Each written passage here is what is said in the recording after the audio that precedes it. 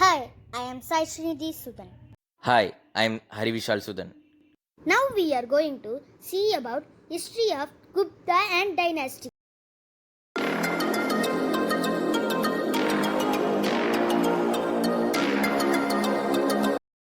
By the end of the 3rd century, the powerful emperor Chandragupta created a kingdom and established his dynastic rule.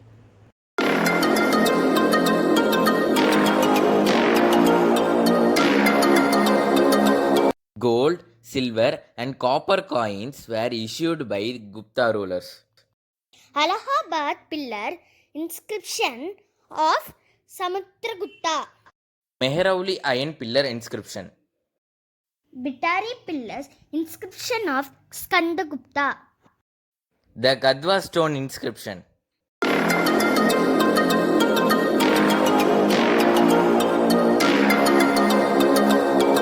Sri Gupta is considered to be the founder of the Gupta dynasty. He was the first Gupta ruler to be featured on coin.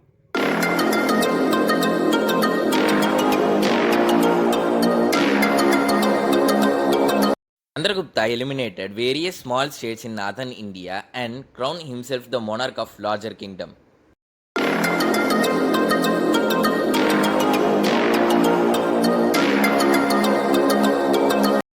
Samudragupta was the greatest ruler of the Gupta dynasty. Allahabad pillar inscription is the main source of information for Samudragupta's rule.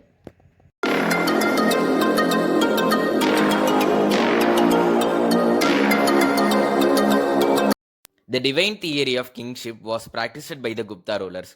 The Gupta kings built up enormous power in political, administrative, military, and judicial spheres.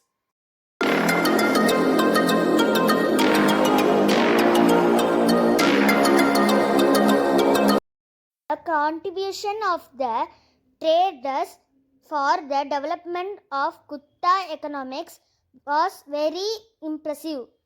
The most important trade goods were pepper, gold, copper, iron, and horse.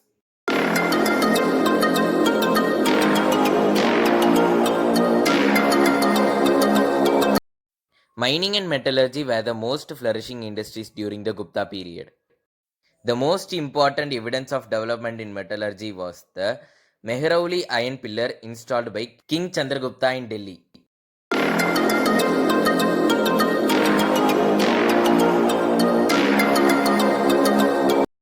Slavery was not practiced in India as in the West, but there are reference to the presence of various types of slaves during the Gupta age.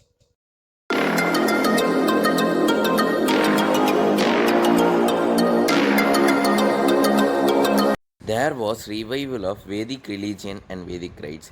Samudragupta and Kumaragupta I performed Ashwamedha Yajna, the beginning of image worship and the emergence of two sects, Vaishnavism and Saivism during the Gupta period.